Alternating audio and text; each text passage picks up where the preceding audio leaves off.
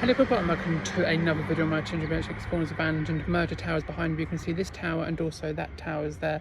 There's about 50 flats are actually just abandoned and left. They've been abandoned since around 2023 or the end of 2023 until the beginning of 2024. But yeah, I believe in any information about its location, and any other information down below in the description, and also a link to my Facebook page where I'll be uploading photos of the location and locations being responsible on Johnny. But let's go and see what we can find out of exploring abandoned murder towers. The history on this location of Clifton Court flats. Of the location itself, the flats were built in around 1980 or 1970.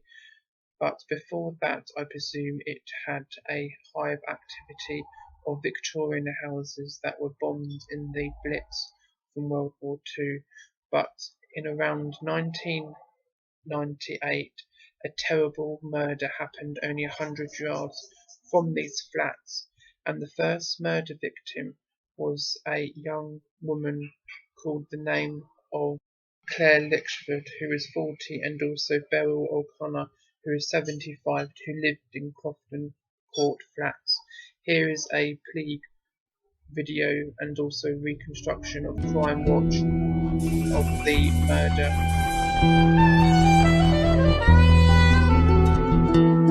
We start with an extraordinary case, a double murder, or rather two separate murders, both of vulnerable people, both without apparent motive, and as you'll see, they're linked by bizarre coincidence. They happened in January by the seaside in Hastings in Sussex.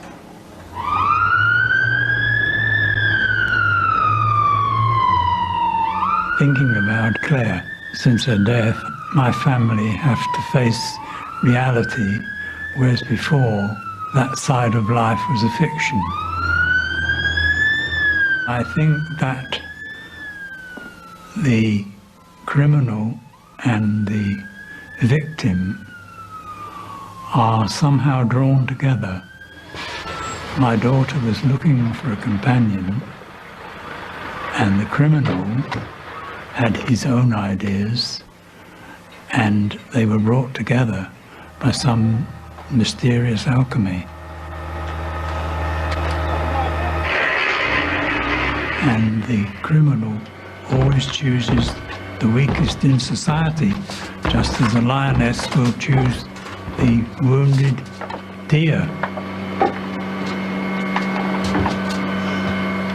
Clare was not suited for the cut and thrust of ordinary life.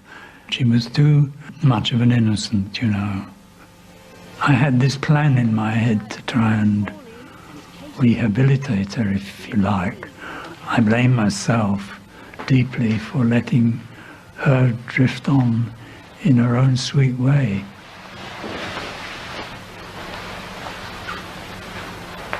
I used to arrive every Sunday because otherwise she did not have visitors. So I felt I ought to make myself a visitor and a friend.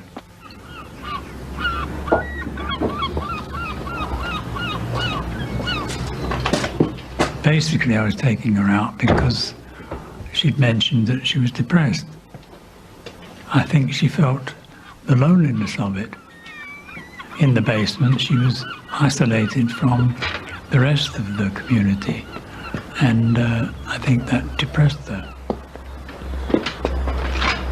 Now then, where would you like to go?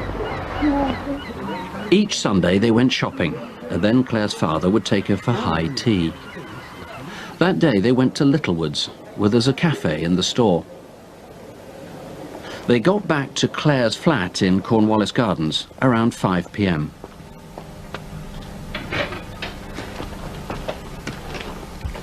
Well, I'll see you next Sunday, weather permitting. Thanks for the tea. Bye. Bye. We both changed together. She was changing me and I was changing her. I felt really there was a warmth coming through, and then it was stopped, which I very much regret.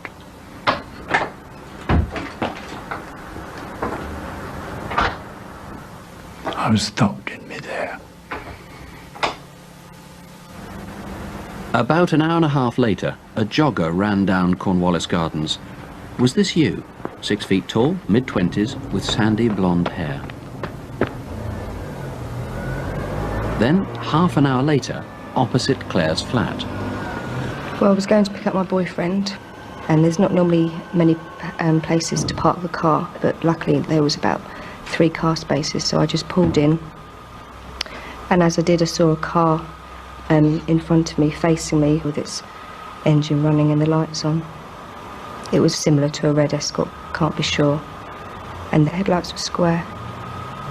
It makes me think that either somebody was sitting in the car waiting for somebody to come out of the flat, or that they were maybe in a hurry and they were just nipping in to get something and come back out, and that's why they left the car running with the lights on. Whose was this red saloon? Neighbours reported the fire at 7:15. Clare Letchford was found dead from smoke poisoning.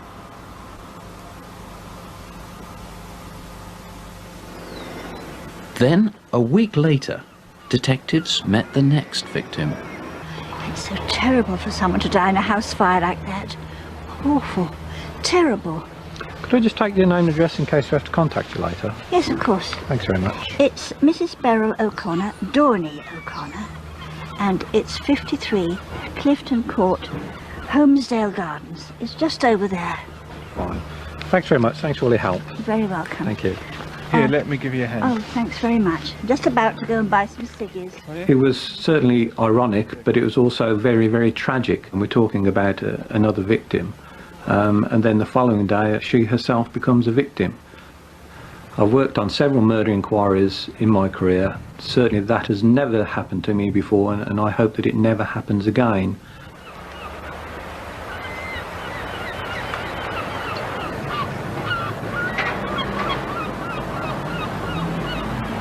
Known her for about 6 years. She was young at heart. She had so much to talk about, like, you know, interesting things she'd done in her life. Everyone just really took a shine to her because she was, I'd say, lovely. Remarkable, really. Hello, David. Hello, Johnny. Now, let me take that for you. Thank you, dear. Sit yourself down. Thank you. How are you, anyway? Not too bad. The old bones are a bit creaky. Never mind. You want a drink? It's whiskey, isn't it? Yes, please. Oh, whiskey, please, barman. 20 to 9 next morning, Monday, January the 26th, just up the hill from Clare's flat, Dorney's home in Clifton Court. I've known her since we've been here, but not really got to know her well till her husband died. That was last June. And that's how I came to be doing the shopping for her, because I'd be going up the shop, and if I said, well, give me a ring if you want anything, which she used to do. Here's your bread. Rose, what's that wet down there? Look, there's some more over there. It could be paw prints. No. If it had been water, I thought, well, it maybe dried up or disappeared. So I was a bit worried. Come on. Let's go and check the rest of the flat. You just don't know who comes in and out. If it had been on my door, I don't know what I would have done. That's why I was worried, because she's on her own up there. She couldn't, move quick. You are good, Rosie. Her neighbour was so concerned that she checked on Dorney several times that Monday morning. She last spoke to her just before lunchtime. Thank you, Rose. Later forensic analysis would find that the liquid at the entrance to the flat was mineral oil, possibly a lubricating oil. At 2:35 in a neighbouring block, a man was seen near the stairwell to Dorney's flat. He was slim and in his 20s with dark hair. Who was he? 5 minutes later, and just down the road, detectives were continuing their inquiries into Clare Letchford's death. I didn't see her that much, say, on average about 2 or 3 times a month. Sometimes when she went past the window, I'd ask her to come in. She was like a lost sheep. lonely sort. Not very good at looking after herself. Excuse me. Hello? Oh, hello, Dawny. No, I can't talk right now. She seemed agitated, and I got the impression she wanted to get out of the flat, you know. OK, I'll see you in a minute. The day was so muddled up, what with the police coming to tell me about Clare and then Dawn ringing. It completely went out of my head. When the police come for the second time and told me that Dawny was dead, and I nearly passed out. There were two lovely, lonely people, and now they won't be there anymore. It was approaching the bridge that I saw this man on the right side of it. Looked like someone in his early 20s. He was 5'9", 10", medium build. He had very dark hair, brushed to one side, slightly longer over the years. You could see that his chin was slightly square and his eyebrows very prominent. Who was this? An innocent jogger or a double killer? At around the same time, a few yards up the road, firemen were called to Clifton Court. Dawny O'Connor was found in her burning flat. She'd been strangled. Jeremy Payne, this must have had a profound effect on the community. These murders have caused immense distress to the community and devastation to the family of Clare and Dawn. Dawn was a smashing person. She was lively, young at heart, and Clare was gentle and she wouldn't have harmed anybody. Now, with no obvious motive, is the killer likely to be somebody who appears to be weird, who acts strange, or at least did around this time in January? You're absolutely right. We have no logical or obvious motive, and it's quite likely that the offender would have behaved strangely before or after these crimes. Now, obviously, there are people in the film that you want to eliminate, that you want to trace. Is there anybody else you need to find? Yes, the week before Clare's murder, there were some young children messing around in a basement flat next door. They're two boys and a girl, aged between 10 and 14. They're not in any trouble, but we need to know who they were. So, if you know who those kids were around Cornwallis Gardens on Sunday the 11th of January, call us straight away. What about the two victims? I mean, have you traced all of their friends? I mean, these aren't people who would have let anybody in the door. They wouldn't have let strangers in. No, they were very security conscious, and it's very unlikely they would have let strangers in. We've spoken to many people, friends and people who knew these two ladies, but if you haven't come forward yet, please do so. And do you know all you need to know about their movements around the time they were killed? Well, in respect of Clare, her father had an arrangement with her whereby he would meet her in her flat at about 3 o'clock. Now, Clare wasn't there on that Sunday, and we don't know where she was earlier on the day. So if you know where she was, please give us a ring. Sunday the 18th of January. That's right. What about Dawny? Accounted for all her time? Now, Dawny, the critical time is 20 to 3 to 20 past 3 on that Monday. We know that Dawny was alive at 20 to 3 because she rang a friend, and at 20 past, the fire alarm went off, so the killer will have left her flat between those times.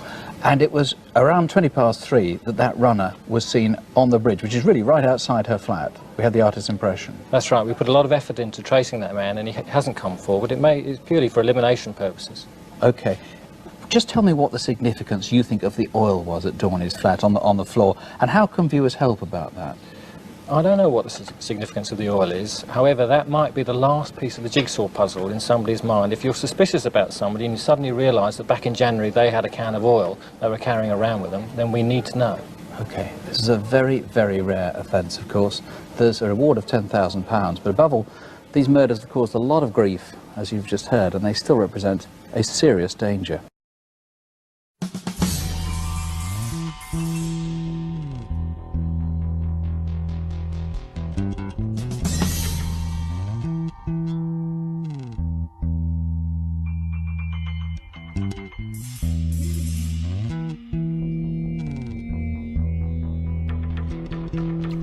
After the terrible incident of the double murders happened at the Clifton flats and also the flat not very far from the flats, it was a cold case for about a good couple of years, and in 2010 the murderer revealed himself of being Graham Fisher, admitted to the manslaughter of Clare, Letchford and Beryl O'Connor in the lovely town of Hastings on the grounds of diminished responsibility.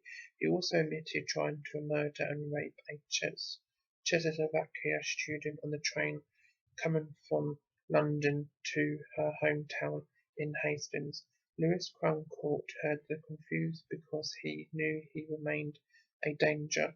The bodies of Miss Letchford, 40, and a widow, Miss O'Connor, 75, was found strangled and burned in their Hastings flats less than 100 yards apart from each other in January 1998. Fisher, from South East London, said he cuts the flesh from Miss Letchford's arm and ate half of her flesh. Richard Broadmoor said both women were lovely and lonely former neighbours of Fisher. Fisher attacked on the 19-year-old student happened on the same month in a toilet cubicle on board a Hastings train to London Charing Cross service. Another vulnerable woman in her 40s was raped by Fisher at her home in Bromley in 1991. He was also actually committed into the very famous Broadmoor under the Mental Health Act following the concerns that he was a grave danger to the outside community. Sentencing on Friday, the judge said Fisher, demented to the hospital, would be subject to progress of his treatment, but he added that he could decide before Fisher was released back into the community. So as the cold case was finally being shut for good, and the two people who sadly lost their lives in the quiet town of Hastings, the block of flats was a hive of activity after that, with quite a lot of people living in the flats from council era, and the block of flats was a hive of activity, and until 2023, the end of that year, the block of flats were actually deemed not fit for purpose for the Hastings community, and they sadly shut their doors for good. Hastings Borough Council in 2023 has seen the highest record of homelessness from flats and also residential places, and there's a struggle of not enough houses being used for homeless people and other situations. So these block of flats are, I don't really know why, they're just sitting there being unused, but the council has got enough money, I presume, to actually refurbish these to be used as livable homes. Here's a small little video of talking about the situation of the flats and also the situation of the Borough Council. For a one-bedroom property, the average waiting time in Hastings is 4 years. For a two-bedroom, it's 5 years, and for a three-bedroom, it's 6 years. For millions of people, a place to call home is a dream, not a reality. This is Hastings, a seaside town that sums up Britain's housing crisis. House prices have doubled here in a decade, and the wealthy have snapped up second homes. But popularity comes with a price.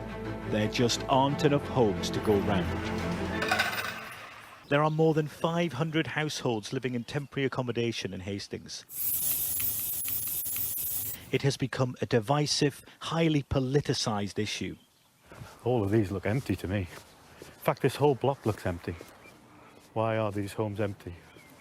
Grace, how you doing? I'm Nick, lovely to meet you. And you? Thank you so much for giving us your time.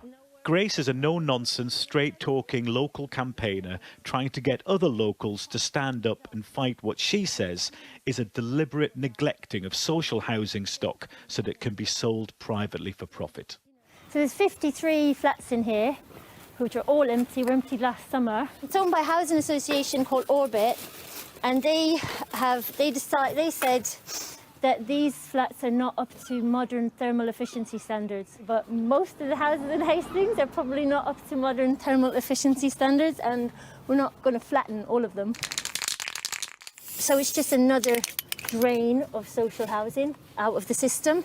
What do you think about what the government says they understand the problem and they're trying to tackle it? Well, it's just not true. As I said, the government, all the government's policies are aimed at greasing the wheels of the big developers and the big house builders. That's the only thing they're interested in. Why are these homes empty? You know, we'd like to know, and we'd like Orbit to tell us. We asked Orbit what the plan is for this block of flats, and they said they aim to provide as much affordable housing on the site as planning decisions allow. But they could not confirm what proportion of the new development would be earmarked for social housing.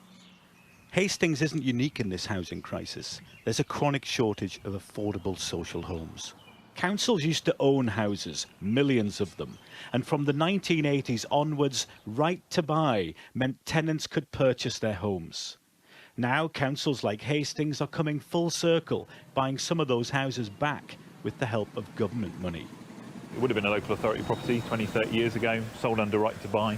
Now we've bought it back and we'll be using it to offer to someone who's in emergency accommodation at the moment. And it's quite odd, isn't it? Because ex-council house 30 years ago, you probably sold it to someone, and now here we are, you're buying it back. Yes, needs must. We can either keep going, spending £400, £500 a week on temporary accommodation, which just isn't good enough, or we can, bite the bullet and say, right, we need to get back into this, start building up our portfolio again. The Conservatives and Labour don't agree on much, but they do agree on how to tackle the housing crisis, build 300,000 homes a year. But last year, only 9,500 new social rented homes were completed, nowhere near enough for the 1.1 million people on the waiting list. Well, in response to Nick's report, the Department for Levelling Up Housing and Communities has said figures show that the majority of families who've been in temporary accommodation for long periods of time are living in council-owned properties or private rented sector homes rented by the local authority. This provides a suitable home whilst families wait for settled accommodation, and councils have a responsibility to help families find this as quickly as possible.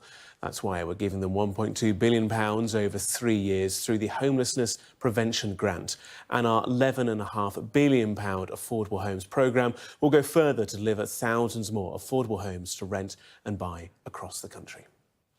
At this present moment, the flats are still being left empty, and it's also had quite a lot of squatters inside the property, but now they have been evacuated from the premises, and now the flats are still being left used as a pigeon coop and just left abandoned, with still personal belongings inside some of the flats as well.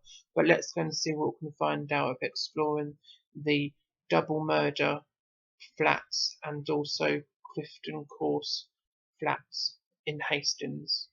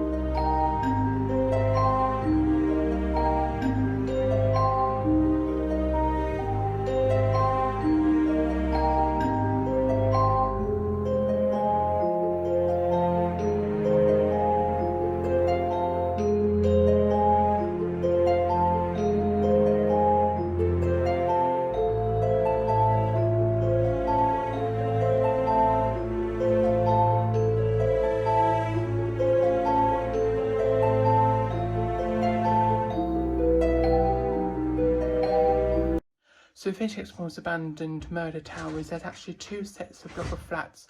We're actually in the one next door to it, but yeah, the other one is still got chock-a-block with stuff in. But yeah, I'm going to be leaving any information about this location down below in the description, and also a link to my Facebook page where I'll be uploading photos from this location and other locations being spotted on journey.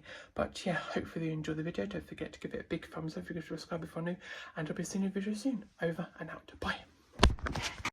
Hello people, and thank you for watching my video, and if you'd like to turn the bell on for notifications so you won't need to miss any videos which I upload, and don't forget to subscribe if you're new, and also don't forget to follow me on my social medias. The links will be in the description down below. You can follow me on my Facebook page, Twitter, Instagram, Snapchat, and also thank you for watching once again, and I'll see you in another video. Over and out. Bye!